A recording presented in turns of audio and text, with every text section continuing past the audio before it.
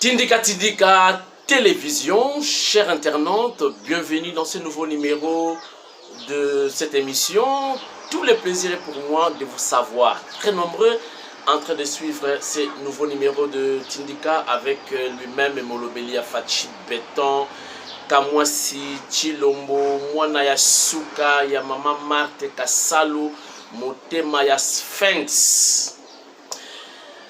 Les autres solo là, comme d'habitude, information ezali mingi. Les lots na bino bozala très patient.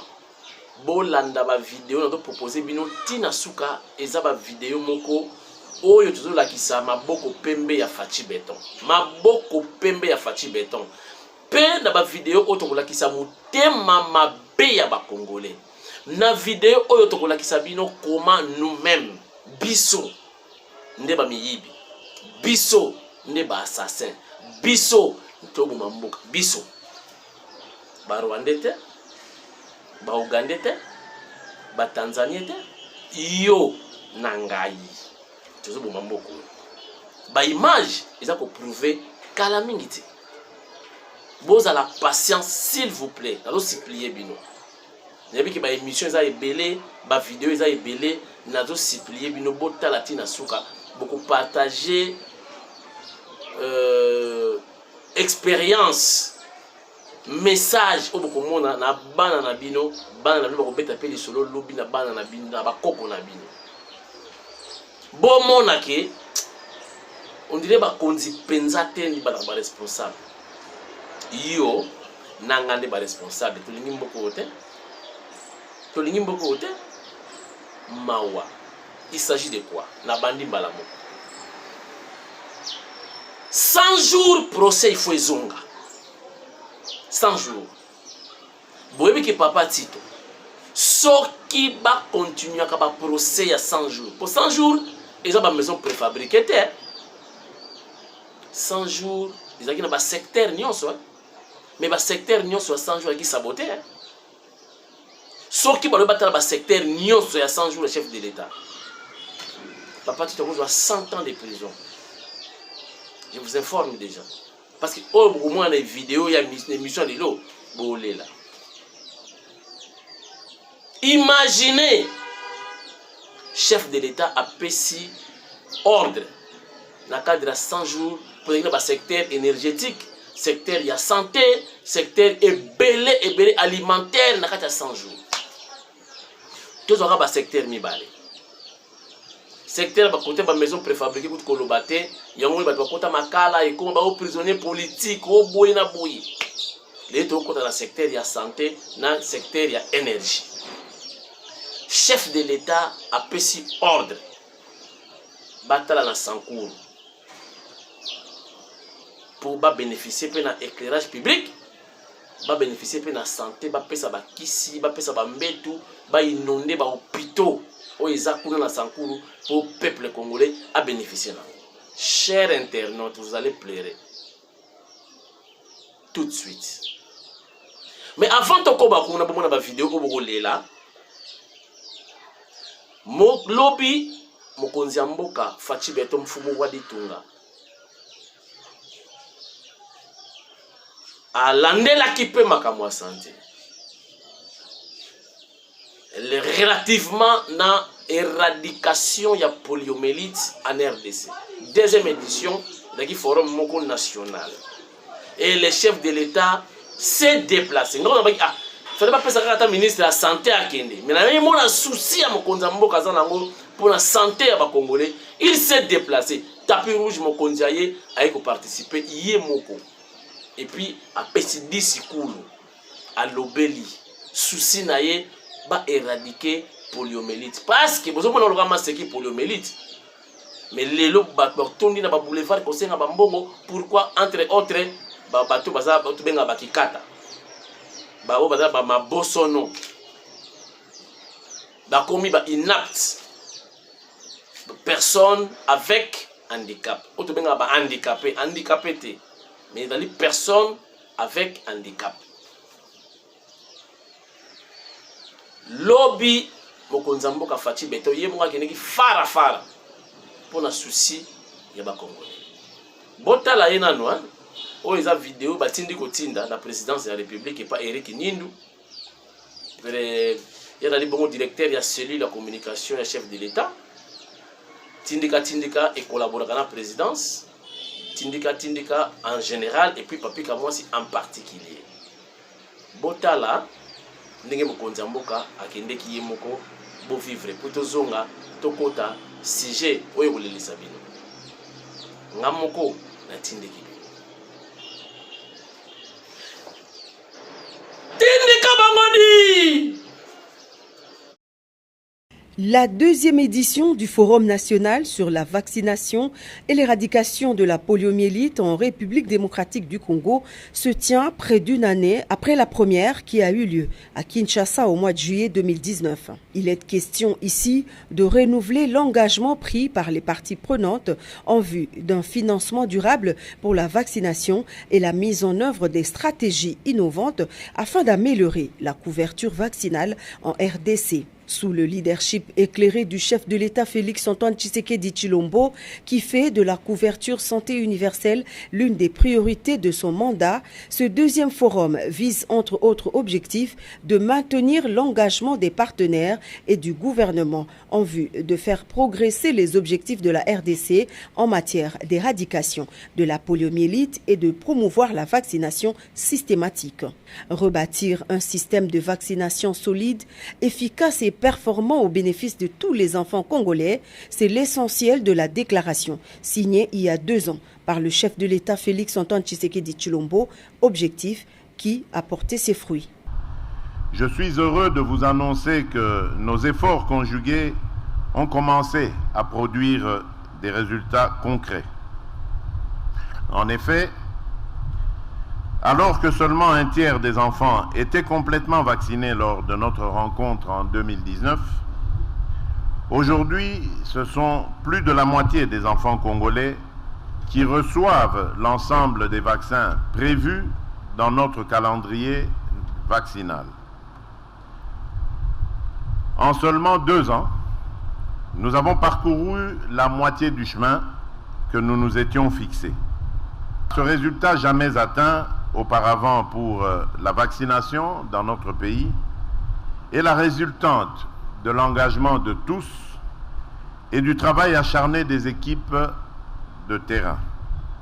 Selon le dernier rapport mixte des Nations Unies, seulement 35% des enfants de 12 à 23 mois étaient entièrement vaccinés en RDC, 45% le sont incomplètement et 20% n'avaient reçu aucun vaccin entre 2017 et 2018. C'est ce qui justifie la tenue de ce deuxième forum, car le PEV, programme élargi de vaccination, renseigne que la cause majeure de cette situation demeure la faible disponibilité des vaccins à travers le pays à cause du retard de leur financement. Le président de la République croit fermement à un changement de paradigme grâce à un effort collectif.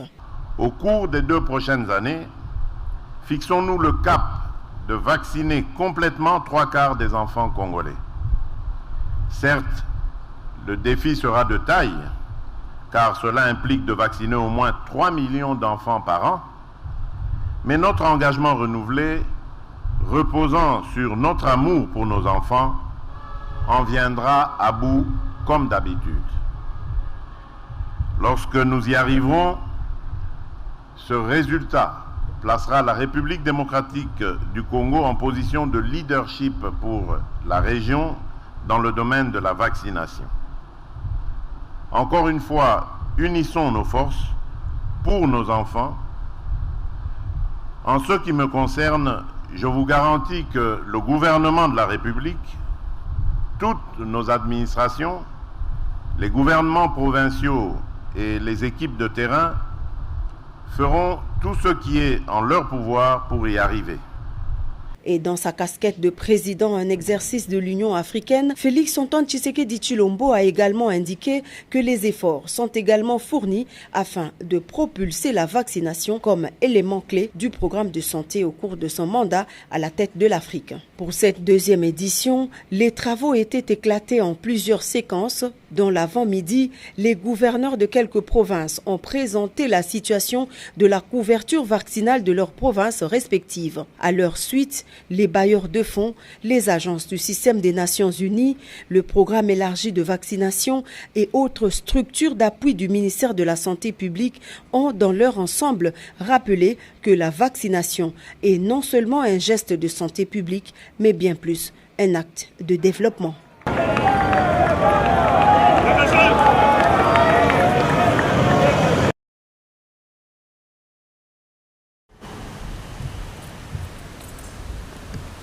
La trentaine de jours d'intervalle consommés, le couple présidentiel est revenu sur le même site de la clinique présidentielle de l'Union africaine pour recevoir la seconde dose et boucler ainsi son cycle vaccinal. Après prélèvement de signes vitaux et quelques formalités d'usage, le président de la République, Félix Antoine Tshisekedi Tshilombo, est le premier à se faire administrer la dose complémentaire avant que la première dame de la République, Denise Nyakeru Tshisekedi, n'en fasse de même.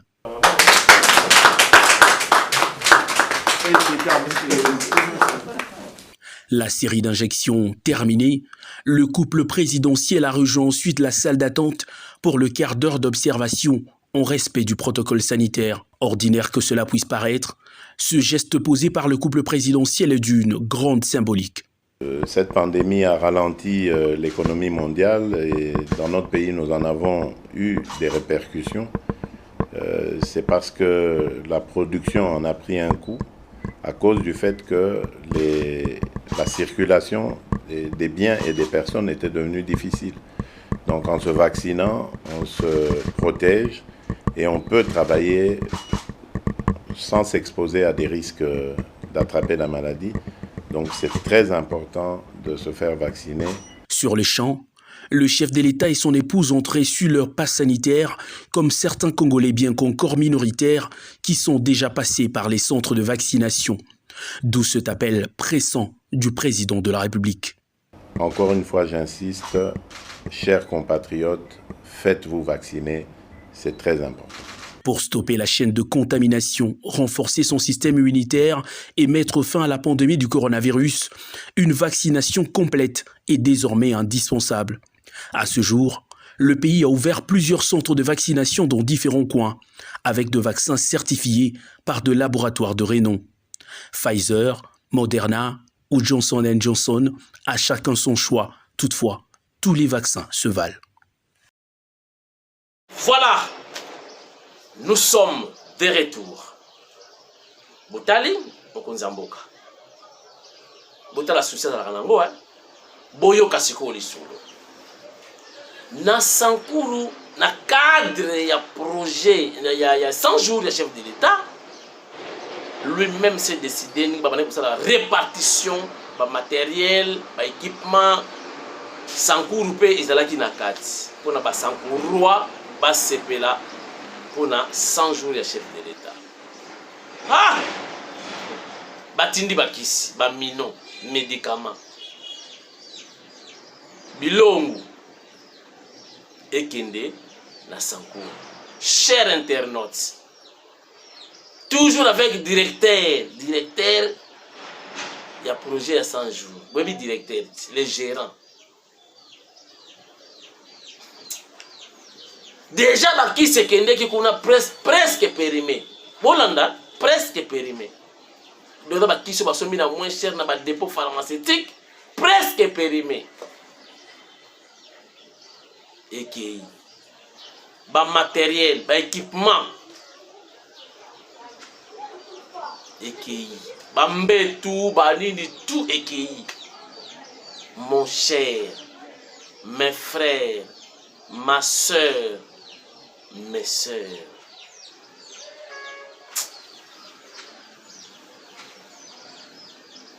Bon, mon ifacho yo. Moi na malamu. Ngana souetaka. Ndenge ngana zwa grâce chef de l'État ayambanga na délégation te, ayambanga na délégation te, ayambanga en solo, ngamoko, en privé. Moi je suis Muntando, Fachaza Muluba. Na souetaka, batu pe bazwa grâce au nga na zwa, pour comprendre Fachi. Pour ça tozo ba boye, nga ba benga nga komo ya jalelo, o muto matolo, nga na ko pesa IDPS matolo, te na ko sala Fachi matolo te. Parce que banaki matolo na tango pasi, matolo da ka fozwa katuko bianza moi eloko. Tout banaki matolo déjà ya pasi. Ma gigi a pesi 3000 pour madame nanga ki biteka teka, pesi nga moi 3000 ya transport na kende IDPS. Kouranga na kozwa quelque chose, Augustin Kabouya ko bisabino, lelo loko ezate bozongi. Ozo luko beta masolo moka danger pour merati mbelate ke mbonga opesa ya ko restituer ezati. On récupère matolo, na muta matolo te.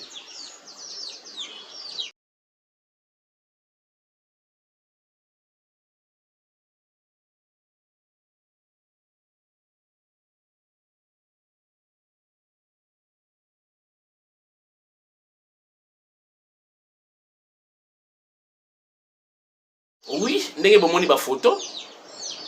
Ndenge bomoni ba photo.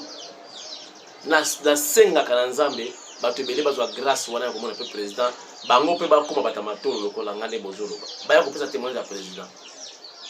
Président na maboko pembe, mais entourage. Makambo na ba président ebele Mobutu entourage. Kabila entourage. Yo mokuta lobango. Autour de moi, il y a même pas 15 collaborateurs. Makambo ne sila raté. Pour président ko sélectionner bino zibo ya boza la pembeni na ye mais bato ya zui ba mususu donc ba ko baluka kaka tanga komi na poste baluki pour président ko sala makambo nyonso to ye moko ti nzamba pesa grâce na bato mususu ba ko tana président ba ko loba ba ko témoigner Fachi ko lekanga souwe na nga yango wana donc sabotage bandaki kala déjà biloko bapesi pour la population réceptionné par ministre de l'intérieur ya kala ya Sankuru bokende nango bopesa population bopesa na ba hôpitaux baki ko bomba tala baki ko bomba ko sabotage bon ngana ko ba mingi te botala ba image que les images parlent d'elles-mêmes avec président Gilles ou azakuna na Sankuru botala pongana kende ki voyage wana te ingo de la gravissime. Bota la ba image oyo président Gilles Atindeli biso à partir de Sankuru. Regarde. Ok. Mawa. Ezande Mawa. Président Gilles toza wapi? Merci maman journaliste toza na kati ya Sankuru. Kokamwa na Mawa. Biloko ya 5 jours. Félix Antoine Tshisekedi Tshilombo moko ntombolo moi mayo kalendela gramu kisi zuba bilumbu atalike bala Sankuru bazala courant te batiela bango ata ba panneau solaire ba tambola na kimia na éclairage mais tala biloko ya 5 jours evandi na ndako bato bino moko balandi botala c'est grave si la lingete ya kosala musala na yo papa fimo tekele tosengi ya kosala musala na yo maman journaliste bato bazokamwa biloko 5 jours balobi ke batiela ba Sankuru courant mais courant ezate mai ezate sikoyo bokoloba ke moko ntombola azosala te oyo nini yango tosengi ministre ya énergie ya ta wana bakosamba na gouverneur ancien gouverneur ya Sankuru komo na ye nani papa Olongo kosamba bapana yango oyo topesi yo otiela bato courant otiela bato ya panneau solaire lelo énergie lokola okoma sénateur oke kobatama na sénat baati lokola na ezo interpele yo obombi bamiyibi na sénat gouverneur Olongo aza na sénat azwi biloko ya kobomba na ndako soki grand frère na ye ngai na ndima makambo oyo Gilles alingi ete fimbo akekele frappe bato avec force tozotambola mama journaliste tambola omona makambo non c'est du jamais vu sikoyo bokoloba ke Stéphane Mokomadi ayibi est-ce que ndako tokuti biloko eza Stéphane est-ce que eza famille na ye est-ce que eza bakoko na ye biloko nyonso ngai nazotiela motu ya minde Lambert mais vous allez payer le pot cassé tous les gens qui commencent par moza bele kuna olenga onoshumba olongo Ombalanga. Et après, Sankuru est gouvernable. Oh, Sankuru est ingouvernable. Sankuru, Moussa Rezate. Batindi Biloko. Bosi ete ba Sankuru, bozo ete. Mais bon, Kangama. Yaya, nazo na TV 50. Fimbo tekele. Nazo promettre bilo. Est-ce que c'est pas non fonctionnant? Oh, que Bokanga déjà bisaka. Bozo Moussa la ça va fonctionner. Otikali, papa. Joseph Mukumadi na toza hotel wana. Papa Charles Lokoto ne bazo travailler bien. Papa Charles Lokoto andimi ko sala biso ba hotel bien, azuba travailler. Biloko 100 jours yango il fallait boîte la kata boulevard ya Sankurua. Boulevard nyonso wana sirenga ko biloko. Non, pas jusque là. Tozo besabino, tozo kenda pas de caméra. Moko antombolo rangai, basakani, il faut atoba kangama. Il faut atoba kangama. Trop c'est trop. Papa Selo, aux ministres intérieurs. Kita, même dans Mboka pe yaye. Mboko zamboka yo. Papa sur pouvoir. Aselo. Aux avions rangai ya kimia. Et puis aux changement de mentalité métal. Changement yango. Yango to sengi papa Selo kita. Sofia kita yako tia Mukumadi poa Stéphane Mukumadi poa ngana losene na Selo parce que ça base na ye 48 heures Sofia yako tia ndeko na Mukumadi poa tokende liboso tolobi changement de mentalité Mukongo Muswahili Muluba Sankuru beto na beto tobonga totika kindoki na kata Sankuru. Oh, motema mabe, totika kindoki. Il faut bongisa, basta des athées, batindi biloko 100 jours, bongisa. C'est pas besoin de bongisa. Vous êtes des grands sorciers. Oui, Bobombi Nandako Motu. Mende Lambert, vous êtes sorcier? Oh, le Ngankoi, tu es sorcier? Oh, Shao Kitundu, tu es sorcier? Olongo, tu es sorcier? Omalanga, tu es sorcier? Tous les noms qui commencent par je vous mets en garde, Nazoya. On va s'enfronter avec vous. Nandako Batu, Basankuro Bazola, Bazangi Kura, Bazangi Mai, Tarabango, Tarandabaton, Maman Bobenda Batuyon, sa population. Bobete la Mukumaji Maboko. Bete la Mukumaji Maboko, Yaya. Tobete la Mukumaji Maboko, Foto Sala Musala Kitoko. Ah, tu as vu Mukumaji ou rien? Mukumaji ou rien? Les Sankurua, tous os Sengabino, Bolingo. Tous soutenir Mukumaji. Tolingi, Mukuantombole Wanazola, Félix Antoine Tshisekedi. Akuta Kora, Akuta, Siko Tiki Biloko Nandako Batu. Tobete la Mukumaji Maboko Makasi.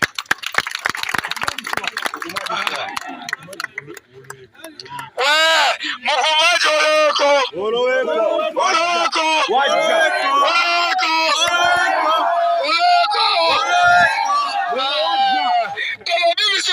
soutenir Mukumaji. Lelo bayena biloko, batiela biloko ra, bayibi, bayekobomba awo. Est-ce que c'est normal? Toke na ba dépôt pharmaceutique, tokuti ba kisi ebele. Toke na ba école, ba kaye, ba nini, biloko bana.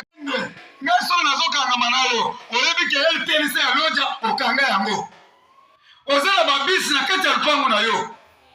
Babis ezali bakofongola ba porte. On n'a pas tozana eloko kosala te tokofongola ba porte partout. Toyebi ke ozwaki ba bis ya l'État. Yo moko pesa déjà programme. Baya kozo ba biloko na malembe pa l'État. Mukumaji azosala makambo. Mukumadi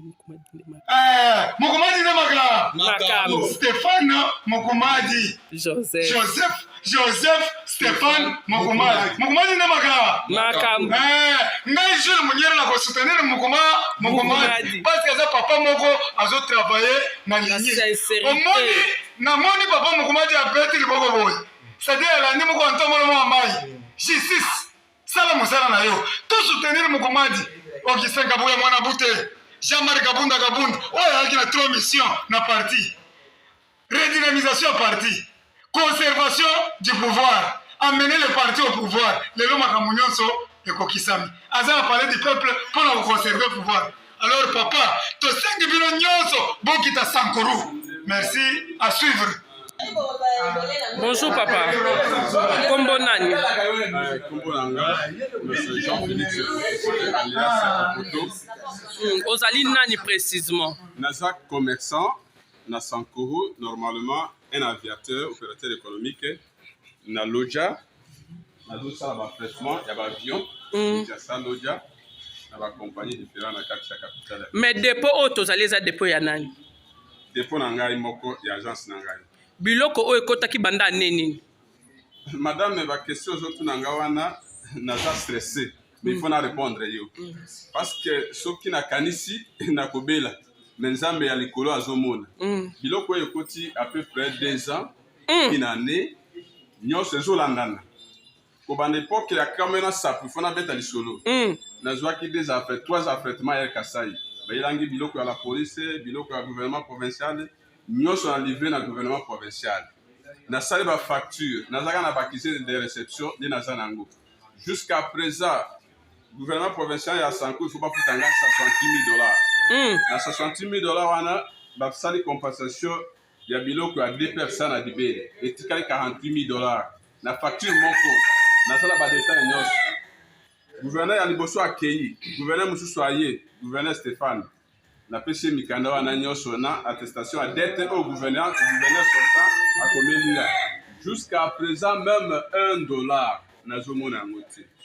Moyen gouverneur a na bureau na yo na dépôt, po pesa biso biloko to zana besoin, po boya okozala économique mwana moko impoli. Po pesa biloko wana bazwe ya liboso. Na gouverneur nini? Ya liboso ezaki ya gouverneur Olongo. Gouverneur sortant. Mususu eza gouverneur na biso oyo akoti awa. Nde topesi ba facture. Biloko mususu bazwaki lelo bazofuta te. Oyo ozomona na dépôt oyo bango moko basundoli yango bazolinga kozwa yango te. Topesi ba facture bazofuta te. Nde totikali ka boye parce que pa na biso moto paza na liberté boye. Omo nzambe aliko biso toza ba chrétien to bangelo côté ko nzambe la zo protéger biso. Tosali kisi te po tozwa mbongo eloko moko te. Eloko tozosenga quand mokonzi ya mboka oyo aye atela biso dossier parce que toza asa système toza ba jeune quoi tozo débrouiller nzamba a protéger biso apesi biso mwa momengo mais balingi basisa biso nyonso tozonga na intérieur to bana na ba vélo soki na profiter na biso gouverneur na biso soki moya ko futanga ezate bazwa biloko na bango ngape na zonga na mabondeli oyo apesanga mbongo ya kopesanga mbongo mususu ekopesanga mbongo mususu kele nazo tambo nazo mona bato bale mbongo na ngai nazomona bango nakosa bango eloko te mpona kokende kofunda bango te po bango baa na pouvoir et puis justice awa ezali te epa na biso awa justice soki eza na yango na kokende osamba na gouvernement te na kokende osamba na autorité te biloko naza na bakisi na réception nyonso ya biloko bazwaki. Ok. Deuxième point, bulletin ya bana ya 2018 eye awa baye kotika na trepo na ngai na Kinshasa proverbe ya Sankuru aye kozwa yango $7,500 akomeli ngai na kepa na ye province azoloba na ke mbongo wana afutaki pa gouverneur Olongo nalobi yo osalinga sous proverbe ayebi so ke mbongo ya ba bulletin oyo afrete pa na yo proverbe Boloma jusqu'à présent $7,100 azawa na lodge afuta mbongo wana epa ya gouverneur na ndeni alors que agence eze pa na afuté pas gouverneur sortant c'est ça qu'il m'a dit. Mon avocat est là. C'est lui mon témoin. Jusqu'à présent, on ne me paye rien. Je suis comme ça. Papa, oyo eza DN, nasala makamba lokuta te parce que le chef de l'État nous suit de partout il est. Ngana ebinde ni batambola la lokuta te. Avant l'excellent oyo, je demanderai à la population d'être patient. Je vais avoir toutes les preuves et les accusés de réception, afin de vous approuver tout ce que ce monsieur est en train de parler. soki kaka pona boye bolobi to bongisa Congo ango adene désolé à Sankuru boza vraiment na kindoki kindoki ya bino eleki ya grave soki toyoki eza te boyotika biloko totia mpa na compte ya Jésus esili to biso tobotama na mboka te kazwi biloko esili bakeye na yango ke kotielaka biso depo salite bazofuta te nayo okende kosamba na Kinshasa bafuta te oza mokangami il fallait babanda kofuta te il fallait donner nani na gouvernement oza déjà mokangami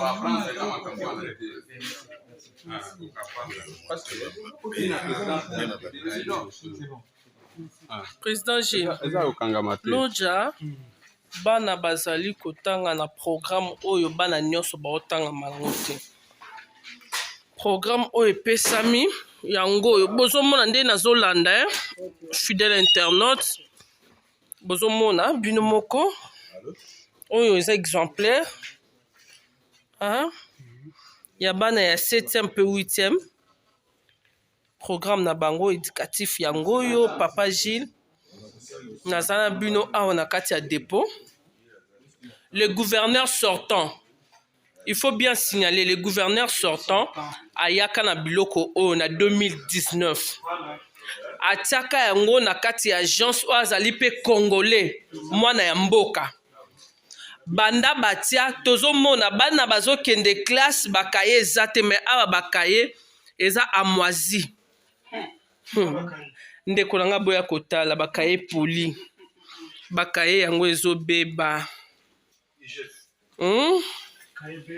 alingete ba gouverneur yango bavandi ndeko na biso oyo amemia biloko ya gouvernement timo ya lelo azwa un likuta te sur $79,000 bafuta le gouverneur Olongo sur $79,000 bafuta seulement 11,000 le restant jusqu'au jour d'aujourd'hui atikala kozwa mbongo te sika sikoyo tozoyeba te ezalaki plus de 5 tonnes tozoyeba te toloba nini mwana mobalo nde moyibi abongisi biloko ya leta to gouverneur biloko oyo ya leta memaki atindaki moto amema agence wana emema ezali na droit ya kofutama te mpona avion ekotaka masuba avion ekotaka mai Gilles na ngai nazoyeba makambo koloba te ezosala nga na somo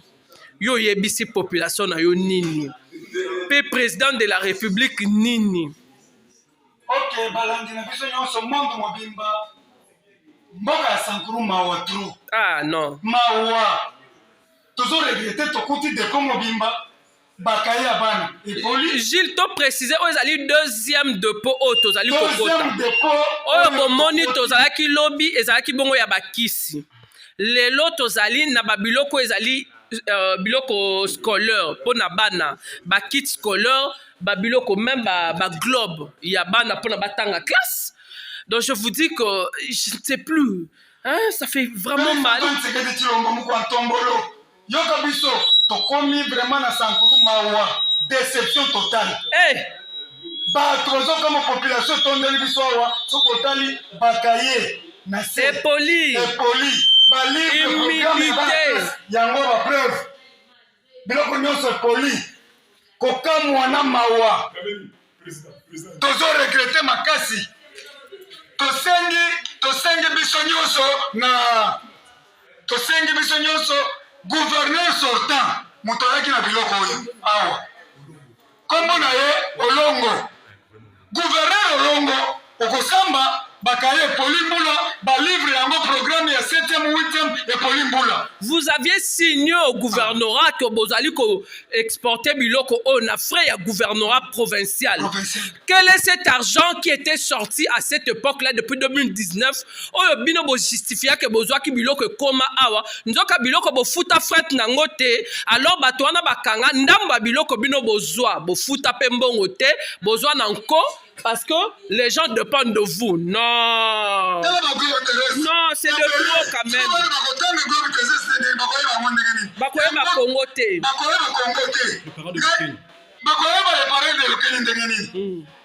femme noire femme africaine bakoyeba ngo ndenge nini yango tosengi na papa Gilles Alingete fimbo akekele kitela na sankuru kata toyoki oke France toyoki oke Lubumbashi mpona kotala baambassadeur bango nyonso miyibi yango tosengi Gilles Alingete kita na terrain kita na sankuru trop c'est trop toleli badepo oyo eza deuxième dépôt ya liboso ezalaki troisième dépôt oyo biso tomoni biloko ezopola na kati ya badepo yango tosengi justice ezala mosala nango la justice est la vie de nation trop c'est trop Sankourou a besoin d'une justice équitable tolobi Sankourou tosengi na baprocureur nyonso général bato nyonso basaisir dossier oyo tosengi na Gilles Alingete de l'immédiat bokita papa parce que bino nde bozosala mosala kitoko bozosala fierté ya mboka na biso bato bazolela bana bazotanga classe ofele balivre eza te programme même pour les enseignants, ce n'est même pas pour les élèves. C'est le programme pour les enseignants. Cela permet à un enseignant de bien donner le cours.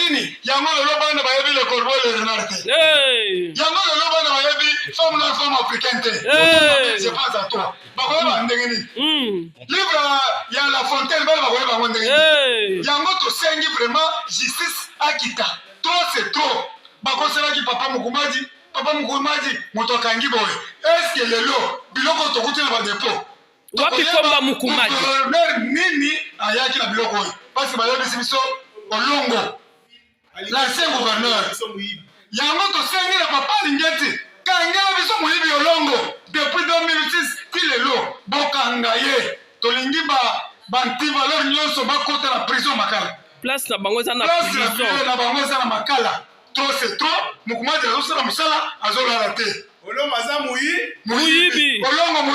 muyibi trop c'est trop merci beaucoup tozo continuer parce que mosala ezosalama tozo remercier Augustin Kabuya mwana bute oyo azali secrétaire général qui gère au quotidien awa tozo rappeler hiérarchie nyonso ya parti ya UDPS bar Etienne Tshisekedi wa Mulumba Jean-Marie Kabunda bozo na bino ba rapport à Lukuta bazo freiner Sankourou Augustin Kabuya mwana bute ozwaki rapport wana eza ya Lukuta mpona kobloke Sankourou tolobi bato nyonso mama Nana Manoni na Kiumba ministre près le président de la République oza sur le terrain omoni makambo ozomona elekeli mama Nana Manoni na awa tosengi sikoyo bato nyonso baautorité nyonso tomoni bainspecteur ya la police bazali awa tomoni bagénéral bazali awa bamoni kimwene mwasi balobi trop c'est trop vous êtes des scribes vous êtes des pharisiens qualification nini tokopesa bino moyibi bagrand serpent de voleur qualifié yango tolobi boye mende lambe tala makambo na mboka na yo mende lambe azaka na mbongo ya kotiozoleka na tele 50 mbongo ya kofuta mpona lokuta mbongo ya kofuta mpona lokuta oza moto liboso na lokuta me mbongo akobongisa eza te mende lambe yebaki nazoyelo na Kinshasa tokobeta fara na koyoti na tele 50 tokutana na yo papa olenga beach général. C'est bon. Ok, merci beaucoup balandi na biso nyonso mondo mobimba kokamwa na mawa Félix Antoine Tshisekedi Tshilombo tozo regretter depuis 2020 bapesa mbongo tala bakisi tozomona bakangeli bakisi bato bazobela bato bazokufa maladi me awa lelo bafongoli ndako oyo bakisi ebele bakarton na bakarton botala bino moko eza deja périmé eza bakisi esebebi oyo motema mabe ya ndenge nini bandeko na ngai awa tolobi oyo nyonso IGF tosengi IGF akita na terrain Gilles Alingete bato nano bakangami te kita na terrain tozosenga yo Gilles Alingete de l'immédiat moko ntombolo mwa mai wakalinda le grand Mukishinzu bwa bilumbu tala quel sabotage tosengi faire descendre même bagier bainterpele papa Stéphane Mukumaji balobi ye mutu ayibi bakisi balobi ye mutu adetourne milelo lelo preuve mononi ye aza na les jeunes de l'FCC bato ya FCC motema mabe awa bokokangama ndezone bato nyonso bazobenga ya kolili de selemba bokokangama selili de selemba olelebisi bino bokokangama tozokende na bino na makala place na bino eza awa te mama Cécile yebake esili mpo na yo lokola biso tokiti awa mpo tozala mosala tala badetournement bobebisi biloko ya leta non quelle infraction botala bino moko motema mabe motema lukunya na mama Cécile yebake mosala na yo esili mama Cécile okokangama ozokende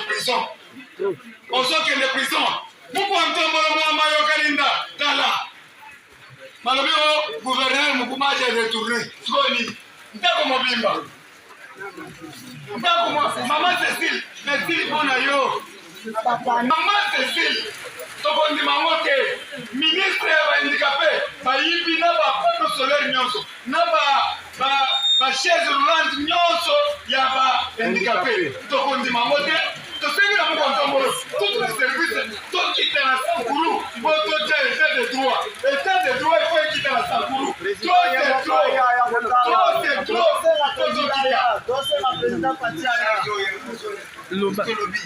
na yango loko na ngambi tangane woko funa mukumadi pindo alikolo ana wase sankuru wane wakate cha tondo vate shoke ya mikanda ke ya français wa avocat kakawa kafunda wa mukumadi pindo alikolo kelo kene kaka toto mengu venere kana na sole Moïse wana wase sankuru konyati ya mukumadi ala le joye mukumadi ambo detune mukumadi ambo va kondo nyame menyoko mena si place kuhako na besa kuko so atekolo telo akamboje amashe waka toto mefa na wamutola anyekanga mato wokogo ana wokogo lelando wa wolola mbola ambuti wokogo me gouvernement hokoto wada ngoda ngane me woko funa mukumadi funa sankuru me sankuru noko kangengo la solo comité maman nana oneloye dande mena réalité ne kamana c'est sankuru kashi woko funa mukumadi funa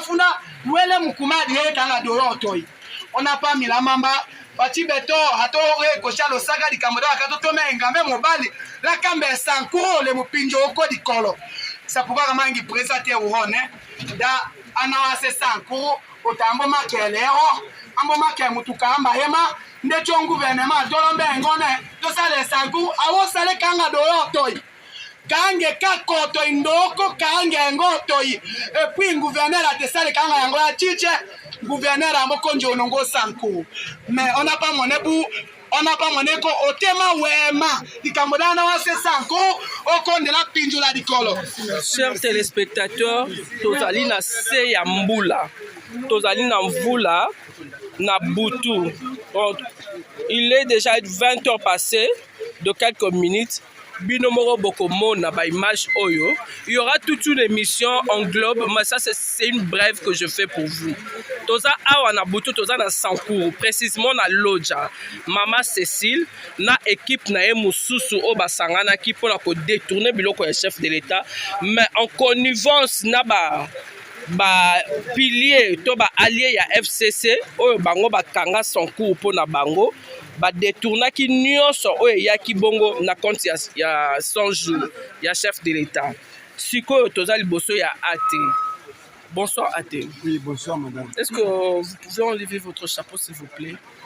Quelles sont vos impressions quand vous voyez tous ces médicaments périmés alors qu'il y a tant de la population qui meurt aujourd'hui dans votre territoire? Mes impressions sont très négatives, madame. Moi, je pense que je suis en rêve ou je suis en train de rêver. Je suis en train de voir ceci en songe pendant que la population meurt des manques de produits pharmaceutiques. Voilà comment les produits sont périmés. Donc, les produits sont arrivés depuis 2020. Voilà, aujourd'hui, les produits sont périmés. Alors que nous pleurons chaque jour, le président lui-même qui dit que le peuple est au centre de cette activité. D'abord le peuple, Voilà ce que les gens font pour le peuple de la République. Nos enfants meurent inutilement comme ça, mais les médicaments sont là. En tout cas, nous cherchons l'aide du président lui-même. Nous cherchons comme ça, comment ce n'est pas du tout normal. à améliorer les conditions de vie de la population. Voilà là où nous sommes, madame. Autant de tonnes de produits pharmaceutiques périmés, expirés depuis le mois d'avril. Voilà aujourd'hui, qu'est-ce qu'on peut dire? Moi, je suis en train de pleurer. Ah, je suis en train de pleurer avec ma population. Ça, c'est pratiquement les bordereaux. Je suis en train de pleurer avec ma population. Il y a des enfants qui meurent. Il y a des femmes qui meurent dans les maternités à cause de manque de ces produits. Et voilà que les produits ont fait pratiquement presque une année ici à Lodja, au centre de Lodja. Alors que je pose la question au médecin inspecteur provincial, il dit qu'il n'en sait de rien. Finalement, on ne peut quand même pas comprendre. Les gens arrivent là-bas, à Kinshasa, on dit non, écoutez, bon, on a besoin de produits. Les produits arrivent ici, on ne sait pas. Voilà, madame, c'est très désolant, très désolant, très désolant. C'est grave. Et lui, comme un peu de blague, Dieu devient trop vieux et il accepte que des gens aillent jusqu'à Kinshasa réceptionner les produits pharmaceutiques. On arrive dans un dépôt comme celui-ci et il n'y a rien qui arrive à la population. Voilà aujourd'hui les produits, madame, les produits de 2020. Voilà, les produits de 2020 sont déjà expirés. Mais non, on ne sait même pas ce qu'on peut dire. C'est désolant, madame, très désolant. Je pleure avec ma population et j'interpelle la conscience du président de la République. Bonsoir, papa. Bonsoir, madame. Présentez-vous, s'il vous plaît. Moi, c'est Dr Silas Mipéou. Je suis le médecin inspecteur provincial du centre. Oh, vous êtes quand même... Il y a quand même des médecins ici. Évidemment, je suis le médecin inspecteur provincial. Mais ces produits seront aussi administrés au peuple congolais ou au peuple sankouroi? Non, non. Ces produits ne seront jamais administrés. Mais on a quand même retrouvé le produit. Comment ça ne serait pas administré? Madame, je venais d'être informé aujourd'hui là que ces produits se retrouvent ici dans la province où je suis censé connaître l'arrivée de ces produits. Et ce n'est qu'aujourd'hui que j'ai appris que ces produits étaient dans la province. Et je suis éclairé comme venait de dire monsieur la députée du territoire. Nous avons des produits qui sont déjà périmés depuis 2020. Vous me suivez? Alors madame, nous avons des médicaments qui ont été déjà périmés depuis janvier 2020. Et quand je suis arrivé vérifier ici au dépôt ces produits, j'ai posé la question au gérant de l'entrepôt. Ces produits sont arrivés à la province quand? Lui, il dit que ces produits sont arrivés à la province au mois de décembre 2020. Vous me suivez, madame? Oui, papa. Les produits sont arrivés à la province du Sankourou au mois de décembre 2020 au niveau des ports de Dibélé. Pendant que ici, j'ai un médicament qui était déjà périmé au mois de janvier 2020. Cela veut dire qu'à partir de Kinshasa, ils ont colisé des produits périmés. Et comment nous, la province, on peut cautionner, distribuer à la population sakouroise des médicaments périmés? Et moi, le médecin inspecteur provincial, je n'ai jamais été informé de la présence de ces médicaments. Ce n'est qu'aujourd'hui que j'ai été alerté que ces produits se retrouvent au niveau de la province. Qui avait aperçu l'argent pour aller dédouaner ces produits? Madame, toutes ces informations, je n'en avais pas. Heureusement que l'Excellence venait de m'appeler cet après-midi et m'a instruit d'amener tous les services de l'inspection pour vérifier la viabilité de tous ces produits. Et maintenant là, mes inspecteurs sont déjà ici. Et dès demain, nous allons amorcer des missions de contrôle, de vérification et identifier qui a autorisé l'expédition des produits périmés au niveau de la province.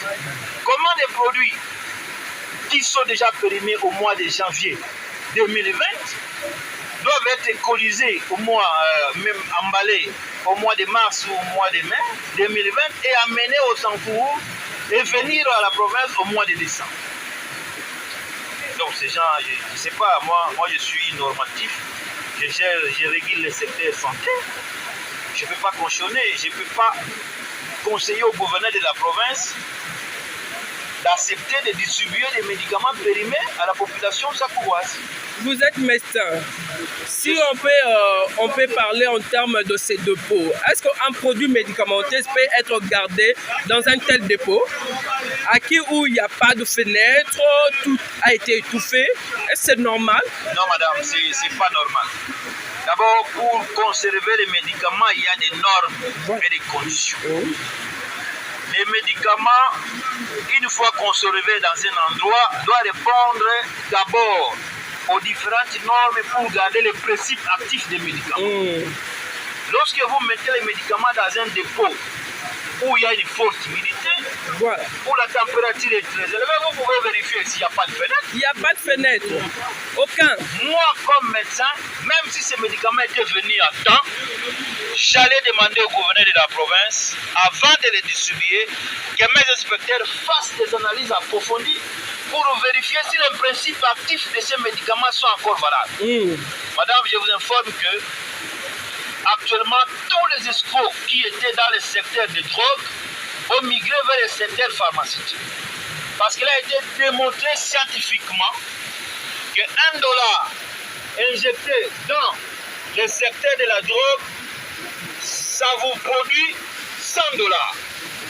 Vous me suivez? Oui. Mais par contre, il a été... C'est bon. Ok, merci beaucoup, Valentina. Bisognon, ce monde mobimba. Koka mwana mawa. Félix Antoine Tshisekedi Tshilombo. Toujours regretté. Depuis 2020, bapesa mbongo. Tala bakisi. Toujours mona bakangeli bakisi. Bato bazobela, bato bazokupa malade. Mais awa lelo, bafongoli ndako oyo, bakisi. Ebele, bakarton na bakarton. Botala bino moko.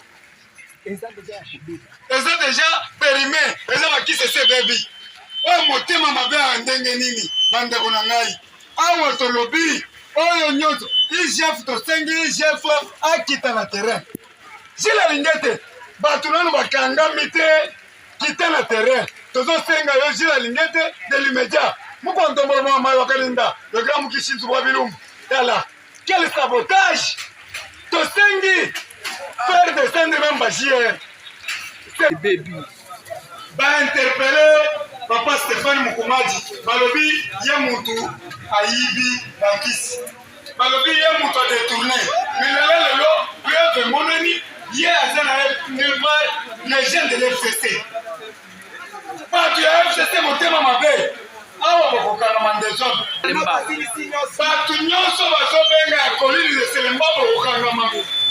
Selini de Selemba ulebisi bino bokokangama. Tuzokende na bino na makala. Plus na bino ezala te. Mama Cécile, yebake esili pona yo. Lokola biso to kiti o to sala musala, tala ba détournement.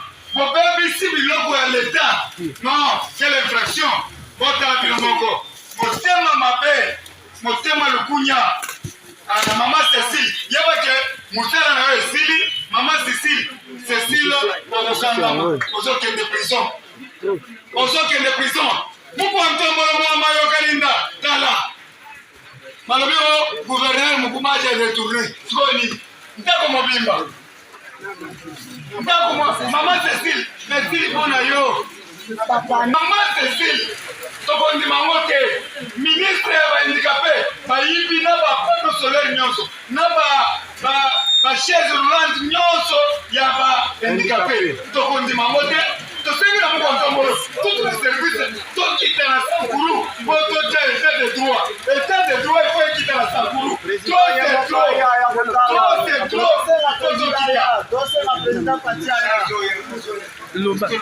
Na yango loko na ngambi tangane woko funa mukumadi pindo alikolo anawase Sankourou wane wakati cha tondo vate shoke ya mikanda ke ya français wa avocat kakawa kafunda ho mukumadi pindo alikolo lelo kene kaka totome gouverneur kala sole Moïse wana wasesa nkuru onyati ya mukumadi ala le joye mukumadi ambo détourner mukumadi ambo va kondo nyame menyoko mena si place pour hako na besa nkuru ko so adekolo telo akamboje ha marché waka totome fanga wamutola nyekanga mato okogo ana okogo le lando wa wolola mbola ambuti okogo men gouvernement okoto wa dango dangane me woko funa mukumado funa sankuru me sankuru noko kangengo la solo comité mama nana oneloye dandeme na réalité ne kamana se sankuru kashi woko funa mukumado funa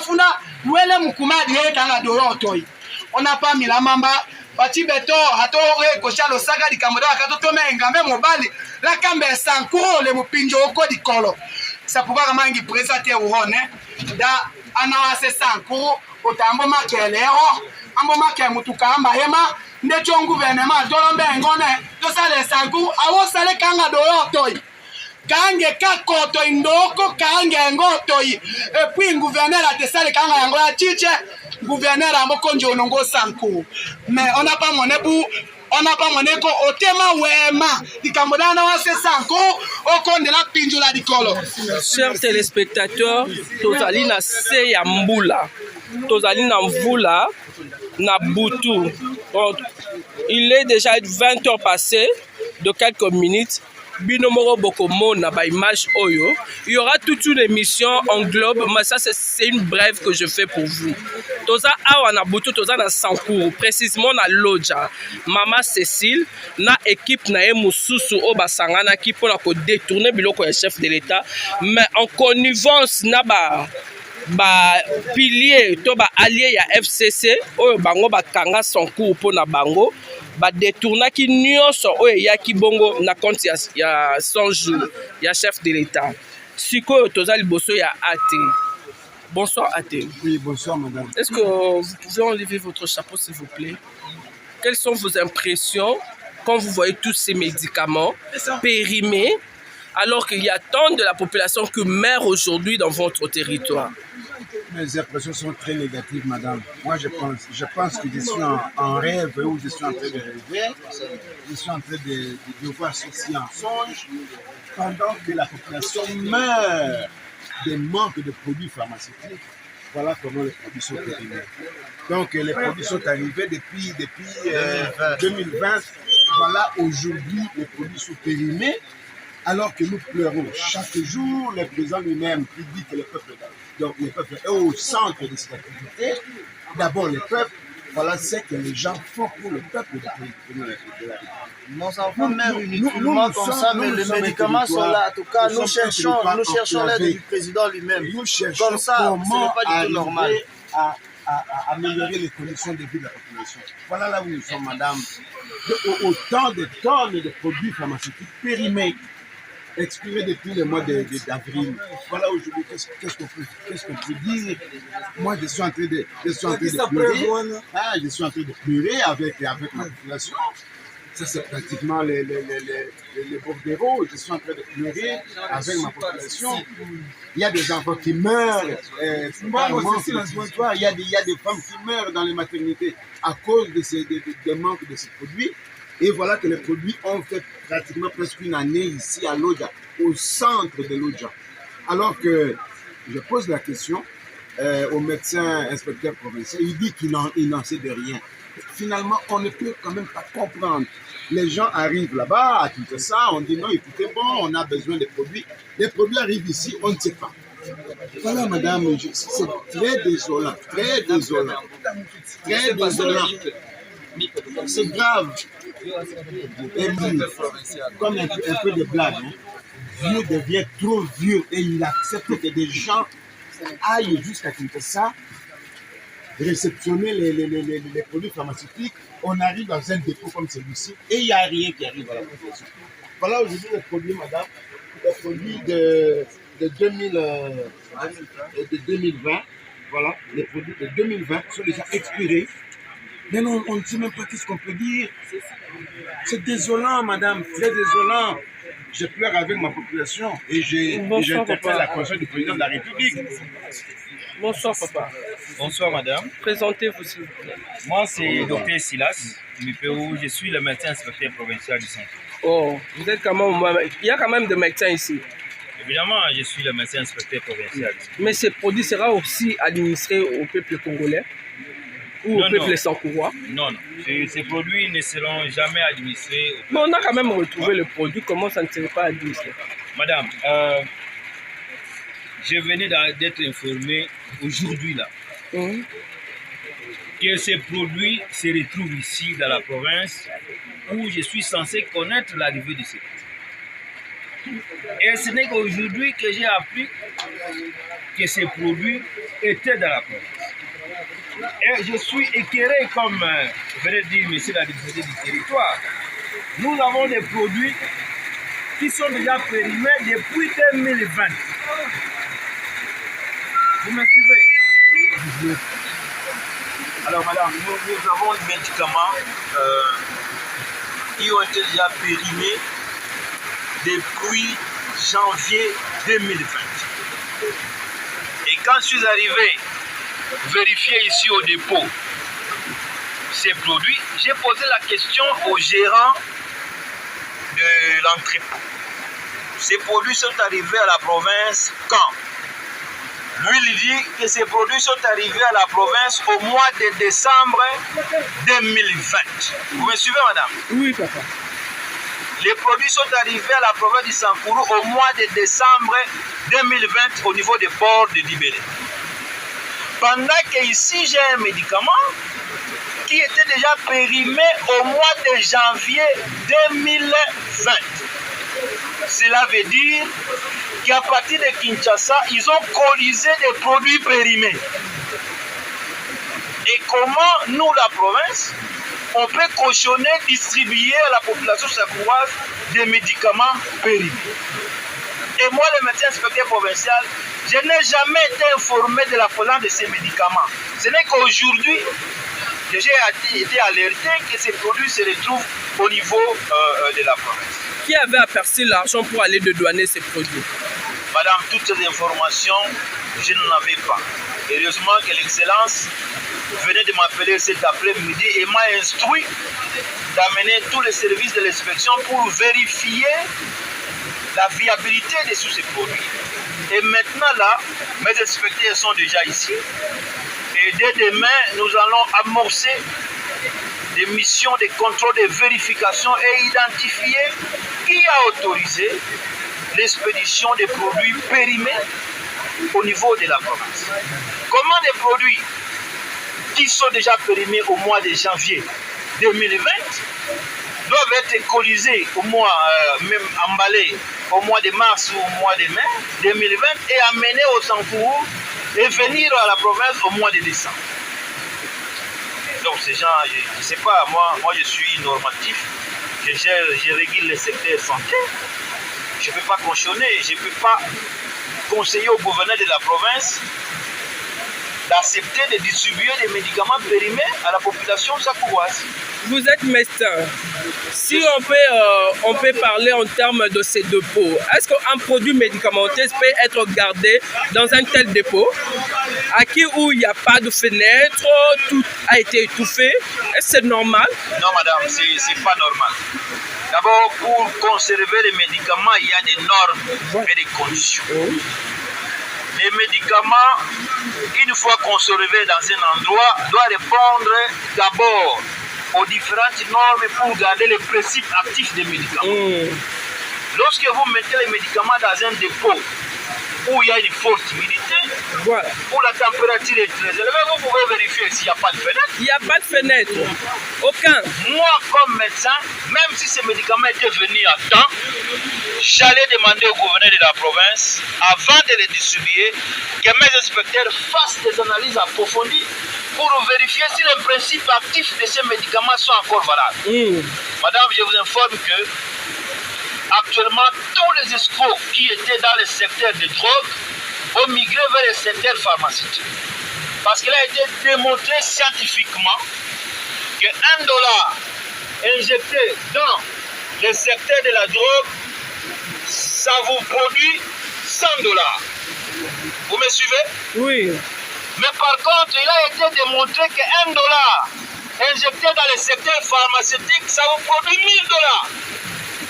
C'est comme ça que tous ces escrocs-là, ils ont quitté le secteur des drogues pour venir dans le secteur pharmaceutique et en train de s'enrichir au dos du peuple congolais. Donc moi, comme normatif du secteur santé, la façon dont ces médicaments ont été conservés, je ne peux pas conseiller les gouverneurs de les dispatcher, même si ce n'était pas périmé. Mais cette façon de conserver les médicaments détruit déjà les principes. Voilà. Ces médicaments ne peuvent pas être consommés par la population. Merci beaucoup. Merci beaucoup. Bonsoir, colonel. Bonsoir, madame. Vous avez votre présentation, votre fonction ici. Ouais, c'est moi, le commissaire supérieur principal du Kofo Ndjemba Donatien, le commandant commissariat territorial de Lodja.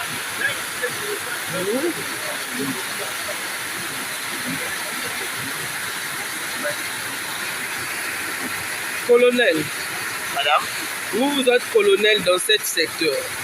Comment vous n'étiez pas informé de l'arrivée de ces produits? Le MIP vous a dit que les médicaments sont entrés à Lodja au mois de janvier 2021, alors que je suis à mon 2e mois. Je viens d'arriver et je constate avec tristesse cette criminalité spécifique qui infecte le secteur vital de la santé. Je suis consterné par ce fléau qui caractérise une fois de plus le Sankourou, notre province, mais nous avons déjà ouvert une enquête. Nous avons d'ailleurs pris des mesures pour pouvoir sécuriser le périmètre afin que dès demain, nous puissions commencer déjà à poser les devoirs qui s'imposent par rapport, n'est-ce pas,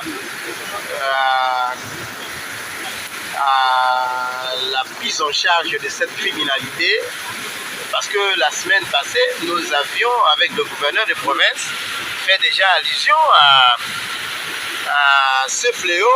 L'autorité provinciale émettait déjà des craintes par rapport à la présence dans certaines pharmacies ici, des produits périmés, des produits propres à la santé des populations. Chers téléspectateurs, nous sommes dans la province de Sankourou, précisément à Lodja. Là, vous voyez, ce sont les inspecteurs, le généraux, les colonels qui sont ici, ensemble avec la population qui sont vraiment dans la douleur profonde pour voir que Bazo Koufa, Tongo Midi, pourquoi, mais alors qui s'exalime. Papa, Babengi au colonel, on s'est présenté peu bien aux identités là. Vous nous avez parlé ici de Babengi urgemment. Oui, c'est vrai que vous étiez à la maison, vous êtes précipité. Mais pourquoi pas Eroyo qui m'a cambo? Parfois, Toroye Bandenge ni vraiment cause colonel pas ah tout le monde na tennis civil local en IDN. Oui, cela n'enlève en rien ma qualité de colonel. Je suis colonel en tenue civile. Je suis là aux côtés de l'autorité provinciale, de l'autorité territoriale, ma hiérarchie. Je me suis fait accompagner de mon chargé de la sécurité publique et des éléments du groupe mobile d'intervention. Nous sommes appuyés par les éléments des forces armées de la République démocratique du Congo pour pouvoir, comme je l'ai dit tantôt, sécuriser les périmètres et nous investir afin de démanteler ces réseaux-là. Parce que, madame, il s'agit bel et bien d'un réseau de criminels. Les MIP les appellent des escrocs, mais je pense que le terme approprié qui leur convient, ce sont des criminels. Mon colonel, excusez-moi de vous décevoir un peu par rapport à vos enquêtes. Bibino na ville ya Kinshasa, tout comme dans ma province, tellement que vous êtes instrumentalisé, Bah, enquête la bino aboutissant en l'autre côté. Est-ce que vous nous promettez, à cette population sankouroise que vraiment ces enquêtes seront approuvées et relayées même à la population, le résultat de vos enquêtes? Madame, nous sommes tenus par ce devoir-là de redevabilité. Et population, il y a Sankourou, le colonel le plus bien. Il y a Malamu, l'autorité n'a pas confiance. Parce que le colonel le Congo à ce sujet, il ne bronche pas. Babenga Kaye, colonel la logique. C'est que lorsque à s'engager dans une enquête, il faut que vraiment comme on a soukanaya. Je promets à la population de Sankourou que toute la lumière sera faite dans l'enquête que nous ouvrons, en tout cas à partir de maintenant là. Et après, nous rendrons compte à l'autorité provinciale et à la population, parce que nous sommes là pour la population. Et notre stratégie, notre méthode de travail, c'est la police de proximité. Et c'est ensemble avec la population que nous parvenons à de tels résultats. Béton armé n'a pas sinamawa. Vous allez commander, vous allez bakisi parce que rien n'est plus important de le protéger. Les allez sous bakisité, ou les commandé produits toxiques, n'a corps humain. Les allez tellement ébélés. Non, motema mabe ezali ya makasi. On parle de 17 tonnes. Madame. 17 tonnes, il y a des produits médicamentés. Mais à Tozali Komona, je ne pense pas que ezali 17 tonnes. J'approuve alors ce que le colonel vient de parler, que bah constater na ba pharmacie il y a awa ba produits périmés ezali côté kama. Ouais. Qui veut dire que ba produit oyo esi ebimaka bakomaki déjà côté kandambo ozaki nanu na ba date nango pene penete, mais voilà tozali ko découvrir awa dépôt mobimba Congo nzambe na ngai o tozela Congo bonga na mbula nini ane nini yoka ba antibiotique infection elati nzoto awa na Sankourou bato bazo kufa metala yango tokomi toloko tango na mvula chers téléspectateurs, fidèles internautes, donc vous voyez, nous sommes là pour faire notre travail. Je vous ai toujours dit, DN va aller partout pour vous donner toutes les informations possibles. Pour Béton, nous irons loin et nous allons découvrir des choses cachées au FCC na balien nae nyonso baluka kiko sala ko baby samboka. Non, ça c'est la captivité. Comment ko kangamboka la modèle Gilles, pardon, Ilobasuka. Madame, je voudrais ajouter quelque chose. Les produits comme ça qui se retrouvent dans ces cadres, je ne suis pas sûr qu'il y a des produits qui ne soient pas sortis.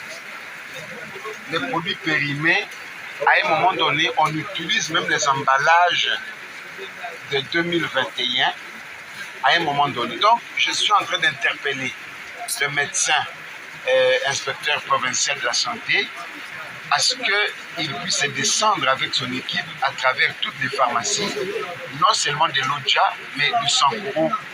Parce que vous comprendrez qu'il est de ces paysans qui ne vérifient même pas la date d'expiration d'un produit. Donc, je suis en train de douter la sincérité. Même les personnels soignants. Même les personnels soignants. Ils font cette erreur. Imaginez-vous, madame, c'est depuis décembre de l'an 2020 que ces produits sont arrivés. Vous êtes vraiment sûr que ces produits ne sont pas sortis d'une ou d'autre manière? Donc moi je trouve que l'inspection principale de la santé doit nécessairement faire son travail. Et que je voudrais demander au président de la République, parce que nous c'est son peuple, nous sommes son peuple. C'est pas tout le monde qui va se pointer là-bas pour dire non, écoutez, bon, moi je suis tel, donnez-moi les produits, je vais amener peut-être dans telle province. Et non, il doit faire attention. Il y a trop de menteurs. Il y a beaucoup de magoulinage à un certain moment, madame. Voilà un peu ce que je voudrais dire. C'est vraiment avec l'âme aux yeux et pincement au cœur qu'en ma qualité d'administrateur du territoire de l'Odja, je constate des choses comme ça. Vous verrez là-bas, il y a des matelas qui ont été envoyés, ça fait longtemps. Les femmes ont un problème d'accouchement. Les femmes sont en train de donner naissance à des bébés dans des conditions déplorables. Donc, alors qu'il y a même des lits. Les lits, là, pourquoi on doit les faire traîner? C'est avec intention peut-être de les détourner, ou alors les gens veulent faire leur propre pharmacie, ou alors leur propre dispensaire. Basi Basali, papa. Mais oui, c'est ça les problèmes. Basi Basali, 17 tonnes, rien ne prouve que ce produit est équivalent à 17 tonnes. Quand on parle de 17 tonnes, papa, Nanzimite, que c'est que dépôt aux acquis à coton d'appel. C'est désolant, madame. Basi Basali. Mais Dieu est toujours grand. Il nous a fait voir à la face du monde qu'il y a des détourneurs, il y a des menteurs, il y a ceux qui voient Kinshasa mentir auprès des organismes, auprès du gouvernement pour venir se faire enrichir ici. Nous, on les appelle des boss ou des ceci ou de cela. Voilà un peu mon point de vue. Je suis vraiment désolé. Très désolé. Merci, madame. Population et les lits. N'a pas si, hein? Fati. Mawa.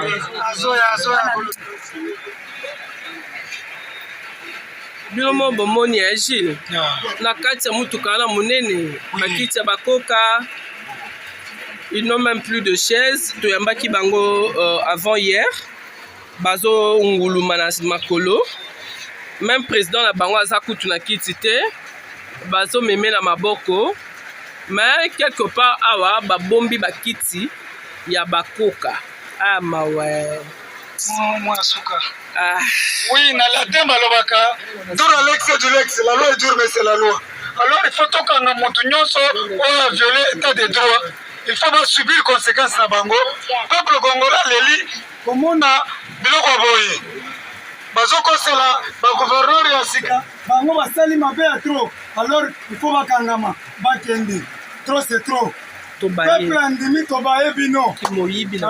Tolobaki ke tosangana bolingo bomoko to travailler. Nzoka baza bandoki minene. Yango tosengi na Félix Antoine Tshisekedi tosala justice bakanga bamiyibi nyonso na kati ya Sankuru.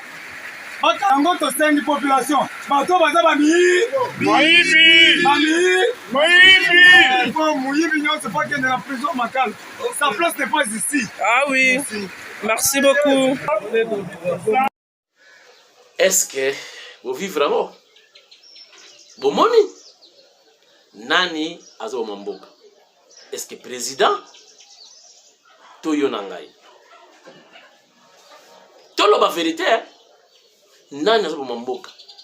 Est-ce que Fachi Toyo uzota l'émission nanga kama si mnavandia? Ils a passé, hein? Ce que vous voyez, c'est un président sur satellite. Qui est notre comme la satellite, la télécommunication, la bisomoko, tout ça. Bon, sur le satellite, on a qui colle. Souvenez-vous, ministre des Transports, automobile ba bis transport ba sabota. Bakawana eza ebele. Tolinga mboke bonga, bisomoko tozo bomambo, bisomoko. Bapesi yo tonga okende kotuba ndeko na yo azobela kuna yo teki tonga oki koyebisa yeke nzamba kosala okubika bomoni bakongole bango wana kaka koganga mikolo nyonso barwande baugande baburundi ebongo yo moko eske olingi mboko oyo. C'était grâce ya Nana Manwani na Cuba ministre près du président tasalaki voyage wana bongo soka kendeki kuna tete ngoto ba makamondo sikoyo awa Gilles asengi IGF ekende kuna bozo bona teke papa tito va se interpeller aza déjà condamné mais on peut encore kobengisa ye deuxième procès fungwama bande to loba tolingaka ye te prisonnier politique challenger à président Fachi azotia Fachi panzi likolo yango bomoni boye na boye bakangi ye Fachi azobanga ye Fuma Ditunga grand pêtre Eli Kunzinga abanga nani botana no poids na noaza na poids na ya Fachi challenger ni na poids ya pamba poids nani challenger ni talata yengame mobile mona pe yakini mingi babota mape koto babota mato ebite ti lelo bato batanga na bango bayeba na kate ba école même batanga yeba na kate na kosukisa émission oyo na makambo itali gratuité ya enseignement hier ba élève bakindiki na pays de peuple bakina okuta na pena Jean-Marc Kabund akabund fara je crois mboso azaki empêché bozo sunga mokonza mboka te bomoni sikoneti conseiller médical ya président makambo abakisi wana est-ce que ça l'a suivi ayebi côté kenda oyo uto kende na Kasai ayebi soki c'est komi est-ce que ba distribuer yango est-ce que ba installer yango bien conseiller médical ya président de la République conseiller à infrastructure da kanani ba panneau solaire kindeki kuna est-ce que ça l'a suivi il y a un bon ça bien mais ça la musala elle to koloba oh tumbi o manquer bango respect non faut te dénoncer mokonza mboka faut pas sélectionner chers internautes bana kelasi baké okuta na Jean-Marc Kabund soki olandi bien bana wana bacheki bango na babis bakomi quelque part bakiti bango okuta na pays du peuple pour peut-être ba école ebele soki olandi pe bien basango bana sima bana wana na mona bango baza bana ya ba école catholique pour bana ya ba école mususu wana même nous voulons étudier wana bakolo bangote pourquoi ngai na mona kike cher internaute makama gratuité et enseignement il aurait fallu l'état ata la kaka ba école na ye oyo idali officiel botika basango na ba école na bango botika ba école privée na ba école na bango bo sala ne concurrence o ezali loyale c'est-à-dire soki ngai nazalaki conseiller ya président nangaki na yebisa mokonzi boye chef Fuma Ditunga gratuité ya enseignement oyo sala yango kaka ezala uniquement na ba école ya l'état purement l'état to sala sikoyo ba bengi concurrence loyale c'est-à-dire na sina lobango o batala kite boyo kasikoyo makanisi na ngai ba enseignant mingi bazo kena ba école privée to ba école à l'état ya basango parce que ba futaka bien mais boye bisanga est-ce que ba école wana ya basango ba leki l'état na la ba catholique ba leki l'état na la l'état a bongisa salaire ya ba enseignant makamuka bundu pa lobaki yango nanga sina lobango enseignant comme yako tika bulletin ya mwana kelasi na ndako et salama qui prend biso enseignant ayeko tika bulletin na ndako pourquoi on a dit ba technique ba tactique pour la survie ayebi que so ayeko tika bulletin na ndako atwa enseignant mwana pe azui mamusu mwana pa azwa kite ya bakisi déjà tant ayeko tika mwana bina azui 62% vraiment bulletin de traîner ya sala mwana azwa ki papa fanda okomela nini mwana banda okomela nini ba père pour yo kaka maman na mela tirbo tirbo boyele tirbo mi balao mwana sa 62 père beti tirbo papa olia ona lia kiti to soma mwa fumote mama mbongo wana bo sakisa bo pesanga na memela bana na ndako tango bokende abeti li solo pa ya master mususu lobi ba master mususu pe omngelo tika bilete na ba parler est-ce que zalaka bobongisa salaire ya enseignant tout ça. Moi, je condamne les députés, Daniel Safou, Papa Molière, moi, Nakolo Lupang, Nyos, mais pour ça, député, rôle de mes années, c'est qu'on légiférait la loi et puis qu'on contrôle l'exécutif. Bon, voter loi pour l'augmentation du salaire des enseignants. Union sacrée majoritaire. Qui sont pour? C'est fini. Tango bakomatisa salaire ya enseignant. Bakomi kozwa mbongo koleka ba enseignant oyo batangisa na école catholique. Na yebisa bino ba père wana ba yebotangisa. Mais bakoma kotangisa mabe donc les corbeaux et pression exacte aliété. Mais lelo yo salaire ya enseignant et bonga ya école. Tala botika ba école catholique wana botika ça nous crée des problèmes pour rien. Botika bango partout au monde. Ba école privée ezalaka. Cela dépend na parents na ba moyen na ye na poche na ye katuku bianza na ye. Soka mona kotangisa ba na école privée. Ça libre. Soka mona kotangisa ba na école ya l'état. Ça libre. Mais qui va école l'état pour nini parce que ba enseignant à l'état mal payé. Abel ya kokufa ko la soso ba ki paraiti. L'état a bongisa d'abord. Azong sa système à carte et en droit. Ba ki nous aura traitement au félé ya bien. Na ba hôpital ya bien.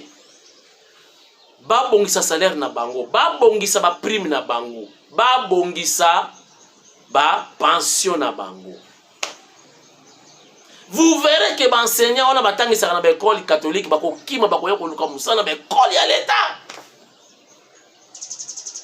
Baza ndenge moko pona kotangisa sauf motivation na école à l'état ezati.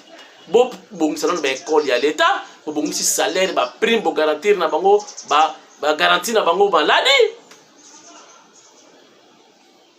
Pension na bango dans ya malonga et atake enseignant ko kilo lobi bokati mbongo fini. Non.